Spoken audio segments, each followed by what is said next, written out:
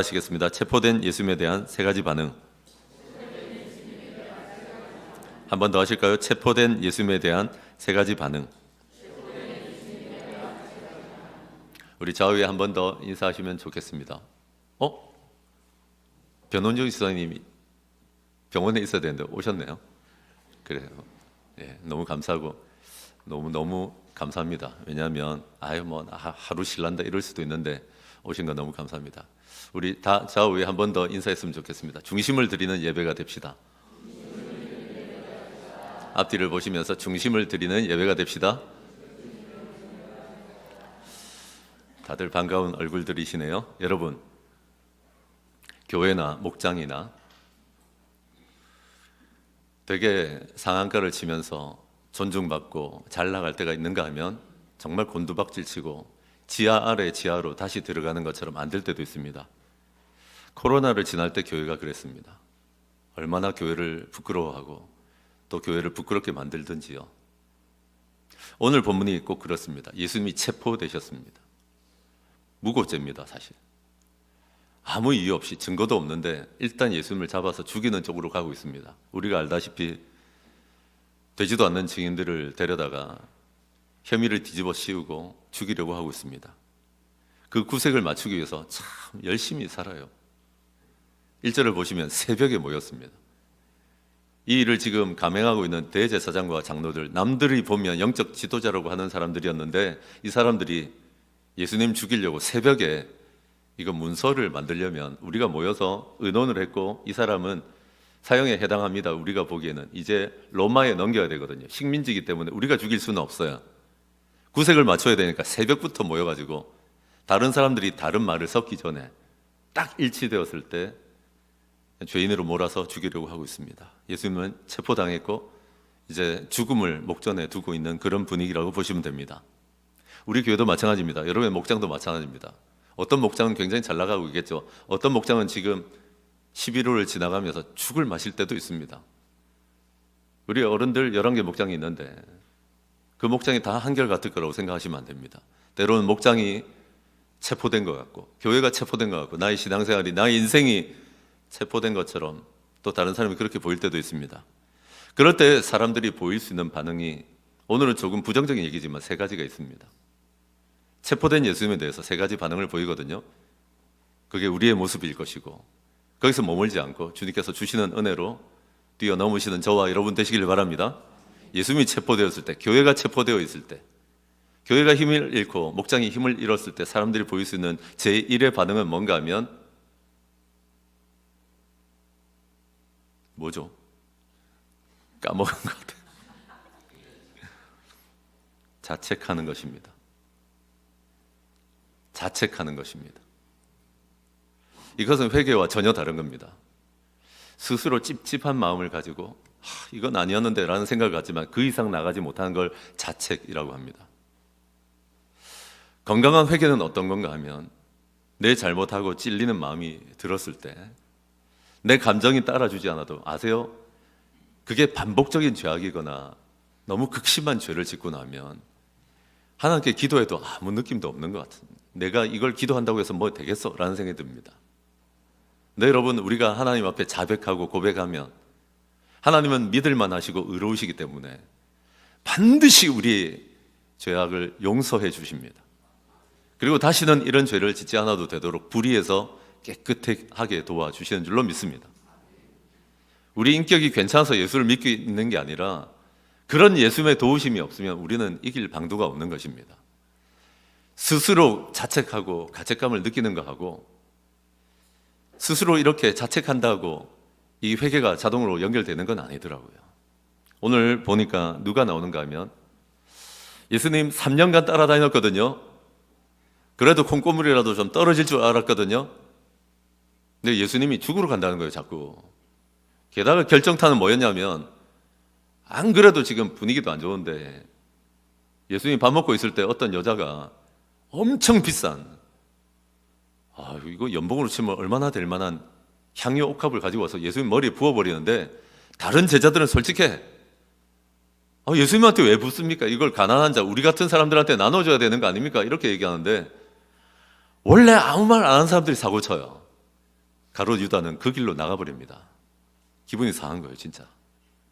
이 인간한테 내가 더 이상 기댈 게 없구나 하고는 그 길로 가서 예수님 팔아버립니다. 얼마예요? 은 30에. 출애굽기를 참조해 보면 노예 하나 파는 값이에요.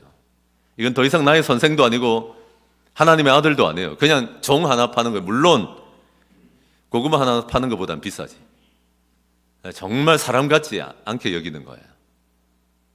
근데 문제는 뭡니까? 한번 당해봐라, 진짜 예수님. 진짜 나한테 돈괴를 맡았던 유다이기 때문에 나한테 이익이 돌아와야 되고 나한테 도움이 돼야 되는데 정말 내가 3년간 따라다니는 나한테 이런 결과를 줄 수밖에 없는 예수님이 한번 맛을 봐라, 그런 마음이었거든요. 근데 여러분, 일이 너무 커져버린 거예요. 일이 너무 커져버린 거예요. 이게 지금 돌아가는 분위기가 아무리 가롯 유다라도 죽을 줄은 몰랐어요. 예수님을 죄로 몰아서 죽게 할 줄은 몰랐다고요. 그걸 보면서 오늘 우리가 본 것처럼 3절에 그의 정죄됨을 보고 스스로 뉘우치기 시작합니다. 이럴 줄은 몰랐는데 이렇게까지 될 줄은 몰랐다. 근데 여러분, 번지수를 잘못 찾아가요. 누굴 찾아가냐면 은 30을 들고 하필이면 대제사장하고 장로들, 그 나쁜 놈들에게 찾아가는 거예요. 찾아가서 내가 무죄한 사람의 피를 흘렸다, 예수님의 이 무죄한 피를 내가 흘렸다라고 고백하면서 은 30을 도로 받아다오 라고 말합니다. 받아줍니까? 너 지금 뭐하냐? 그건 네가 당해야지. 네가 감당해야 되고 우리는 너하고 상관없어. 우리는 어차피 네 덕분에 잡았고. 죄책감을 더 많이 더 씌웁니다. 마귀가 딱 이렇게 합니다.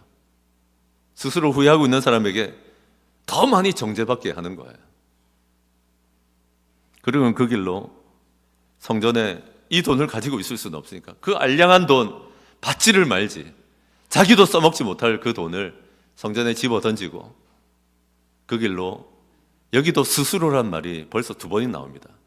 스스로 후회하더니 이번에는 스스로 5절에 보시면 목매달아 죽임을 당합니다. 자폭하더니 예수님을 죽이기 위해서, 그 다음에 자책하더니 회개는 하지 않고 후회만 하고 있더니 이번에는 자결합니다. 다 가롯 유다는 자기 마음대로예요. 자기 인생의 끝도. 자책하다가 자결하고 죽으면 그뿐이라 그냥 하나님께 기회조차 드리지 않고 있습니다. 그러나 여러분, 우리가 체포된 예수님, 약해진 교회, 목장을 바라보면서 가장 먼저 할 수 있는 반응이 뭐라고요? 이런 자책이에요. 여기 목장 목님들 계시는데 목장이 요새 좀 힘을 잃고 왜 우리 목장이 이 한계에 부딪혀 있지 이러면 다른 목원들은 그냥 목장에 오면 되고 안 오면 되고 그러는데 목자 목녀들은 진짜 죽을 맛일 거예요. 저도 그래요. 목자를 하고 있으니까. 그러다 보니까 목사가 목자를 하니까 얼마나 목원들 힘들겠어요. 한번 해보세요, 여러분. 얼마나 힘든지. 똑바로 안 하면 진짜 그냥 두지 않고 막 이런 게 있죠. 그런데 목장이 왜 이러지 하고 자책하다 보니까 우리 목원들 보면 더 예뻐 보이고 막 이런 게 아니라 좀 제대로 하지, 이것만 통과하면 될 텐데 있겠어요, 없겠어요? 늘 있지요. 그래서 제가 이걸 가지고, 말씀이 이 본문이니까 기도해 보는데 그 누가 자책하지 마, 회개해. 네가 부담이 되는 게 있으면 회개하고 하나님의 도우심을 구해. 그리고 이제 목원들을 위해서 기도하는데, 얼마 전에 우리 목원들이 되게 은혜 받고 온 사람이 있었어요. 전에도 얘기했지만 송민우 목자였어요. 또 써먹어서 미안하지만 송민우 목자하고 무슨 얘기를 할 틈이 있었네요. 싱글들에게 굉장히 도전이 됩니다. 왜냐하면 원주에서 오고 뭐 다른 데서 오고 이런 사람들이 있는데, 싱글들 중에 별것 아닌 것처럼 송민우 목자가 마산에서 오잖아요. 여러분 모르시는 분들 계실 건데 마산이 옆 동네가 아니에요. 그래서 이렇게 예배를 지키려고, 목장을 지키려고 저기 마산에서부터 달려도 4시간이 넘게 걸려서 오는데, 우리 애들이 이렇게 보니까 입이 쏙 들어갔더라고요. 아유, 나는 아무것도 아니구나 하고 은혜를 받았더라고요. 그런데 제가 착각한 게 있어요. 이번 주에 문득 한 목원이 목자님 제가 5분쯤 늦겠어요. 빨리 오지. 그런 마음이 있어도 그래 알겠다 했는데 와서 너 오늘 몇 시 출발했는데 여기 온다고 라고 물어보니까 3시 반이라는 거예요. 7시에 목장하는데 3시 반에 왔다는 거예요. 3시간 반을? 그래요. 원래 그래요. 차를 3번이나 갈아타고 오기 때문에 3시간 반을 걸려서 목장에 온 거예요. 여러분 물어봅시다. 뭘 얼마나 더 잘할까요? 근데 여러분 목장의 분위기가 자책하고 답답해하고 이런 분위기면 서로 정죄하게 됩니다. 목장의 문을 열고 왔다는 건 여러분 죽을 힘을 다해서 살다가 온 거예요. 근데 분위기가 서로 스스로에 대해서 자책하고 왜 목장이 이러냐, 힘을 잃어가냐, 우리 교회는 왜 이러냐 이러면 힘들어지는 거예요. 그리고 여러분 여기 있는 목자 목님들, 목원들이 목장의 문을 열고 들어오기만 해도 두 팔 벌려 환영하시고 왔냐 하시는 저와 여러분 되시길 바랍니다. 그리고 여러분 혹여 너무 큰 일로 반복되는 일로 자책하고 있다면 아무 은혜도 안 되고 감정도 안 따라오는 것 같아도 입을 열고 회개하기 시작하십시오. 반드시 용서하시고 모든 불의에서 우리를 깨끗하게 하시고 전혀 다른 인생을 살게 하시는 줄로 믿습니다. 그러므로 자책하지 말고 회개의 은혜를 누리시는 한 주 되시길 바랍니다. 그리고 이제 예수님을 붙들고 이제 왔습니다. 빌라도는 굉장히 잔인한 인물로 알려져 있습니다. 교회사에서 보면 로마의 총독이니까 얼마나 위세가 대단하겠습니까? 내 뒤에 로마가 있는데요, 너희들은 식민지 백성에 불과하잖아. 일제치하 아무것도 아닙니다. 사실 무슨 인권이 있겠습니까? 여기 그런 빌라도에게 예수님을 끌고 왔습니다. 흥미로워서 물어봤습니다. 너 유대인의 왕이냐? 예수야? 네 말이 맞다. 그러고 나서 순순히 대답해 줄 줄 알았는데 그 뒤에 대제사장들과 장로들이 고발당했던 조목조목을 가지고 물어보는데 아무것도 대답 안 합니다. 아무 대답도 안 해요. 이사야서 53장에 나온 것처럼 도수장에 끌려가는 어린 양처럼 아무 대답도 고의적으로 하지 않습니다. 사실은 여러분 어떤 때는 말로 풀려고 하면 더 꼬입니다. 예수님 알고 계세요. 어차피 지금 거짓 증인들을 세워서 어차피 여기까지 온 마당에 대답을 한들 그게 무슨 변호가 됩니까? 여러분 그러고 있을 때 명절이 되면 광복절 특사가 있는 것처럼 특사 제도가 있기 때문에 바라바 예수와 예수가 같이 잡혀와 있거든요. 바라바의 이름도 예수인 거 아세요? 그때 예수라고 하는 이름이 워낙 흔했기 때문에 물어봅니다. 대제사장과 장로들, 너희들이 고소했는데 시기 때문에 한 줄 안다. 이건 무슨 제목이 있는 게 아니라 정말 예수를 재수없게 생각하고 우리를 위협하는 존재로 생각해서 죽이려고 하는 거 알거든요. 그래서 물어봅니다. 특사 제도가 있는데 바라바, 너희들 소위 말하는 독립투사 비슷한 그 바라바와 예수 중에 누굴 놔줄까라고 물었더니 기다렸다는 듯이 바라바 놔달라고 합니다. 예수를 죽여달라고 그럽니다. 이것들 기가 차네 라고 생각하고 이제 재판석에 나가서 모든 사람들이 보는 앞에서 이제 선언해야 됩니다. 특사를 누굴 해줄지. 바로 그때였습니다. 어떤 사람이 황급하게 달려와서 뭔 얘기를 하는가 하면, 여보, 아내가 급하게 보낸 거예요. 어젯밤에 꿈자리가 진짜 사나웠다. 이 사람 건드리면 안 된다. 내가 이 사람 때문에 너무 밤새 괴로웠는데 이 사람 진짜 건드리면 안 되는 사람이라. 당신이 이 사람과 무관해야 된다라고 경고해 줍니다. 제발 아내의 목소리를 들어야 될 때가 있습니다. 이렇게 말하면 적극적으로 이 사람과 별개로 정의롭게 판단을 하고 사람들에게 떠밀리지 말아야 되는데 그 말을 들었지만 아주 소극적으로 대응합니다. 그래서 재판석에 앉아서 모든 사람들에게 물어봅니다. 누굴 놔줄까? 바라바를 놔달라.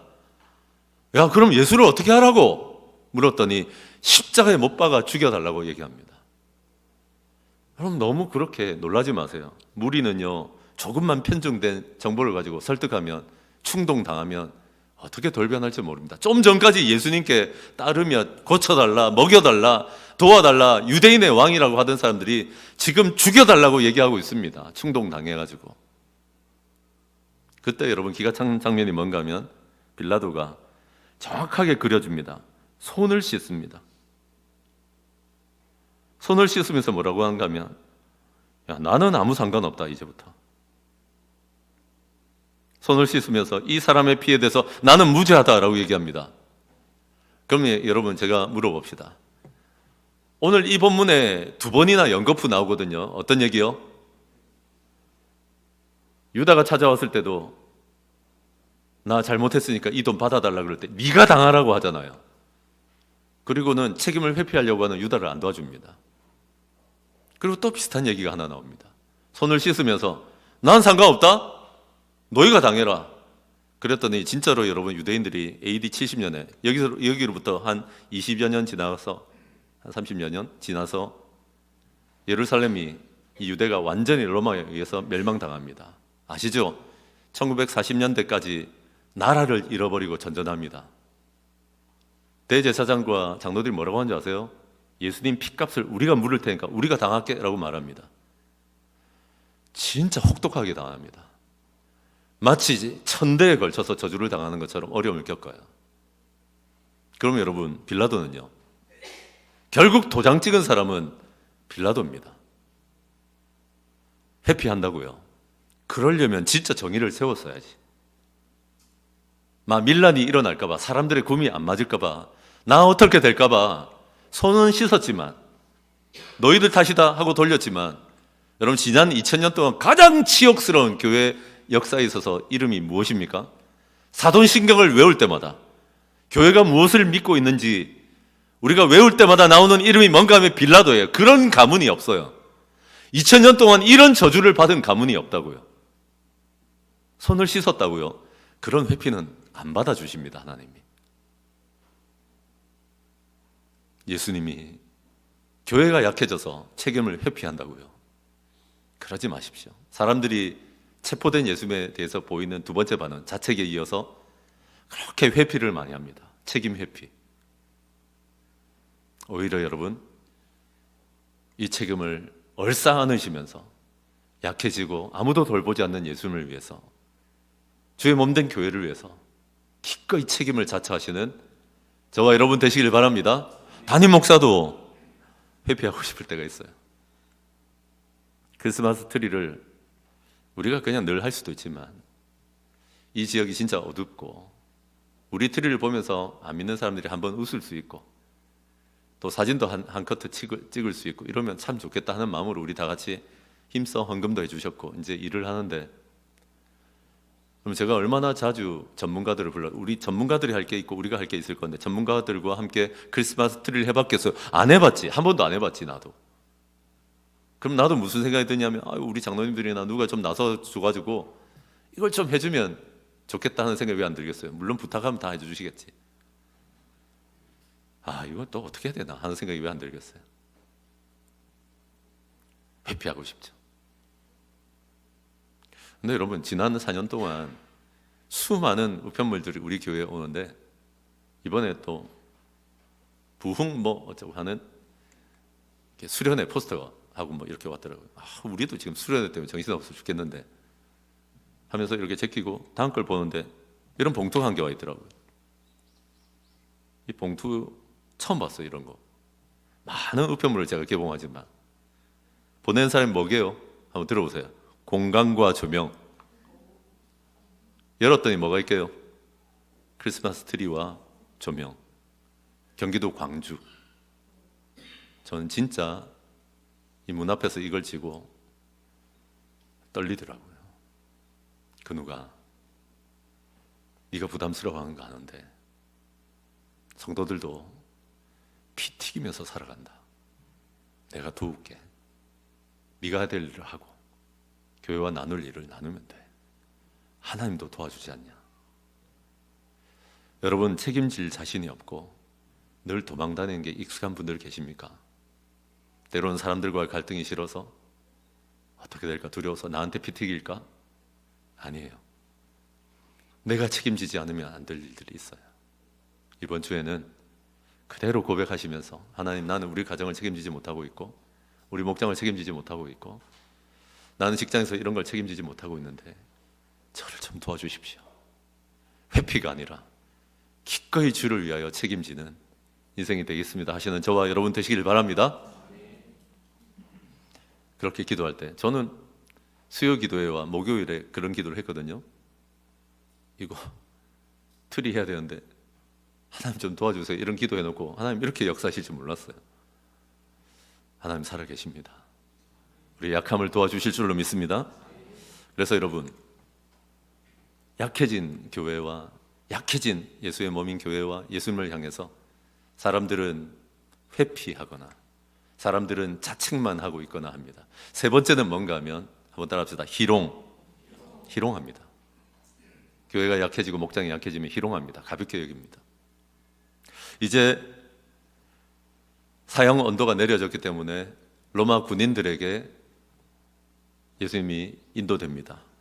주어졌습니다. 이제 그랬더니 로마 군인들이 예수님을 어떻게 다루는지 보십시오. 일단 사람들을 다 모읍니다. 여러분 그런 거 한번 당해보셨어요? 애들 요새는 그런 거 하면 학대니까 하지 않겠지만 진짜 하지 말아야 될 게 뭔가 하면 아무리 남자애들도 잘못했다고 빨가벗겨가지고 문 밖에 세워놓고 이런 거 있잖아요. 한 너댓 살에 그랬던 건 20대가 지나도 치유가 안 되더라고. 그런 애들을 종종 경험했거든요. 이런 얘기를 갑자기 왜 하냐면 모든 군대를 모읍니다. 한두 명이겠어요? 그냥 넘겨받았으면 몇 사람이 알아서 하면 될 걸 모든 군대를 모으면 오늘 좋은 구경거리 났다. 심심하잖아요. 모든 군대를 모은 다음에 예수님의 옷을 다 벗겨버립니다. 당해보셨어요? 모두 다 옷 입고 있는데 나 혼자 옷 벗고 있는 그게 얼마나 수치스럽고 부끄러운데. 그리고는 옷을 벗기고 홍포를 입힙니다. 가시관을 엮어서 머리에 씌웁니다. 안쪽에 찔릴까 봐 가시 똑똑 따주고 그냥 예쁘게 씌워줬을까요? 아니에요. 여러분 여기서 자라는 가시들은 옛날 우리 어릴 때 고동 빼먹는 것보다 더 강하고 세더라고요. 그런 가시로 만든 면류관을 머리에 박아버립니다. 피가 철철 납니다. 갈대를 오른손에 들리고 얼마나 조롱하는지. 왕이라고 무릎 꿇고 꿇은 척 하지만은 유대인은 왕이야 평안하라고 하지만 어떻게 평안할 수 있습니까? 거기서 그치지 않고 침 뱉어버립니다. 뭐 어떤 놈은 가래를 끓게 해서 그것까지 뱉었겠죠. 그럼 갈대를 빼앗아서 머리 치는데 얼마나 기분 나쁜지 압니까 이게. 희롱을 다 하고 나서 홍포를 벗깁니다. 도를 그의 옷을 입혀가지고 십자가에 못 박으려고 끌고 나갑니다. 희롱을 다 해버렸습니다. 예수님이 이제 체포되고 우습게 여겨지니까 예수님을 이렇게까지 대하는 것입니다. 여러분 그런데 예수님은 왜 이렇게 아무 대답도 안 하고 사실 예수님이 쓸어버리려고 하면 12영이 되는 천군 천사를 동원해서 한 번에 제압하고도 얘들 그냥 가루로 만들어버립니다. 근데 여러분 물어봅시다. 예수님이 왜 이 짓을 당하고 있는 것입니까? 왜 이 희롱을 감당하고 있습니까? 히브리서 12장 2절에 보시면 믿음의 주요 온전하게 하시는 이인 제발 예수님을 바라보자라고 얘기합니다. 왜요? 그는 그 앞에 있는 기쁨을 위하여 이 부끄러움을 참으사 개의치 아니하셨다. 왜 예수님이 개의치 않고 부끄러움을 참고 계시냐고요? 그 앞에 기쁨이 있기 때문입니다. 어떤 기쁨요? 히브리서 12장 1절 2절을 같이 보시면 모든 무거운 짐 지고 있는 사람들, 얽매이기 쉬운 죄에 빠져서 벗어나지 못하는 사람들, 예수님께서 십자가에 못 박혀 죽으심을 말미암아 모든 무거운 짐과 얽매인 죄들을 용서하실 수 있고 전혀 다른 인생을 주실 수 있다는 것을 알고 계셨기 때문입니다. 이게 얼마나 기쁜지. 내가 죽어서 내가 머리에 가시관을 씌워서 너의 두통을 지고 가고 너의 두렵고 복잡한 머릿속을 내가 가지고 갈 수 있다면, 내가 침뱉음을 당해서 여러분 요새 조롱당하지 않으세요? 목자 목녀이기 때문에 조롱당할 때도 있고 교회를 다니기 때문에 조롱당할 때도 있고, 여러분 코로나 때도 얼마나 무참했습니까? 교회 다니는 것조차도 말하기 싫을 때도 있지 않았습니까? 그런데 여러분 우리가 당해야 될 부끄러움 때문에 예수님께서 수치와 부끄러움을 당해주신 것입니다. 우리가 맞아야 될 뺨을 대신 맞으셨으니 우리의 수치를 도우실 수 있는 것입니다. 우리까지 희롱할 건 없잖아요. 예수님을 오히려 우리는 이 예수님을 경배할 수 있는 저와 여러분 되시기를 바랍니다. 지난주에 우리는 감 하나, 사과 하나, 조합이 이렇죠. 감 사과, 사과. 아니 무슨 장난도 아니고 목사님 그냥 쌀 한 포씩 이렇게 내 가지고 큰 과일 바구니도 내고 이래 가지고 의리의리하게 전시 좀 하면 좋을 텐데 뭔 쪼잔하게 감 사과. 여러분, 헌금도 자기가 버는 것에 따라 수입에 따라 하라고 하신 것처럼 과일을 바쳐도요 수입에 따라 하면 좋은데 가끔은 보시면 헌금은 눈에 안 띄는데 누구는 쌀을 갖다 놓을 수 있지만 누구는 풀 한 포기도 쉽지 않아요. 죄송한 얘기지만 그래서 저는 그것도 쉽지 않을 수 있지만 감 정도면, 그 2개 정도면 좋지 않나. 그래서 내년에도 감이나 사과를 잘 준비해 오시고 교회에서 준비해 드리는 게 별 의미가 없어지시는 저와 여러분 되시기를 바랍니다. 근데 갑자기 이 얘기 왜 하냐고요? 일부러 그런 건 아닌데, 희롱은 아닌데 저 모 마트에 가가지고 간판에 하고 사오면 되잖아요. 근데 뭔 얘기를 하다가 우리 목원하고 얘기를 하는데 백화점에서 샀다는 거예요. 감을? 죄송한 얘기지만 저는 감 이런 걸 백화점에서 사본 일이 거의 없습니다. 뭐든 백화점에 가면 비싸잖아요. 뻔한 얘기지만 내가 물어봤어. 왜 백화점 샀는데 너희 집 주변에 마트가 없냐? 그런 식으로 물어봤는데 결국 우리가 예상하는 그 답이었어요. 하나님께 귀한 걸 드리고 싶으니까.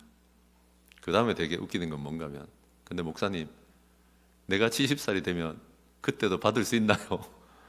우리 어르신들 좀 챙겨드렸잖아요. 안 된다 했어요 제가. 우리 이제 1, 2년 더 하다가 외부로 다 돌릴 거거든요.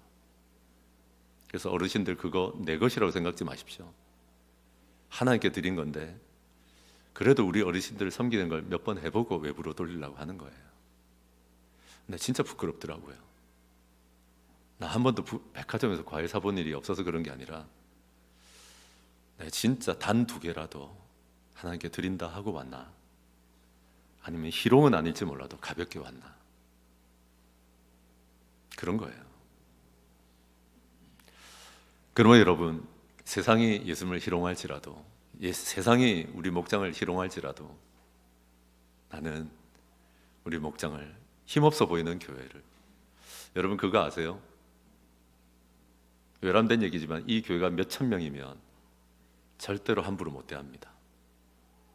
근데 이제 겨우 100명 이러니까 전 진짜 가슴 쓰릴 일이 있습니다. 근데 여러분 그러면 안 돼요. 아무리 약해 보여도 교회는 예수님의 몸이에요. 아멘이십니까? 희롱이 아니라 경배하시는, 희롱이 아니라 존중하시는 저와 여러분 되시기를 바랍니다. 오늘 3가지 나누었습니다. 예수님이 약해지면, 교회가 약해지면, 목장이 약해지면 이럴 수 있구나 하는 통찰이 있어야 됩니다. 첫째는 뭡니까? 자책이 많아집니다. 나 이 목장 어떻게 되냐? 아니요, 회개하면 됩니다. 도와주십니다. 특별히 반복적으로, 특별히 너무 무겁게 짐지고 있는 분들, 제가 부탁드린 대로 입을 열어서 조용한 데서 기도해 보십시오. 우리를 회복하기 시작하실 것입니다. 둘째로, 책임을 회피하지 않고 무겁게 지라는 게 아니라 나를 도와주시는 하나님의 능력 안에서 책임을 감당해 보시는 저와 여러분 되시길 바랍니다. 죽을 것 같지만 안 죽습니다. 주님께서 도와주실 것입니다. 마지막은 무엇입니까? 희롱이 아니라 경배와 존중을 주님께 드리는 저와 여러분 되시길 바랍니다. 우리 침묵 가운데 1분 동안 나에게 주신 말씀을 붙들고 결단하는 시간 갖겠습니다.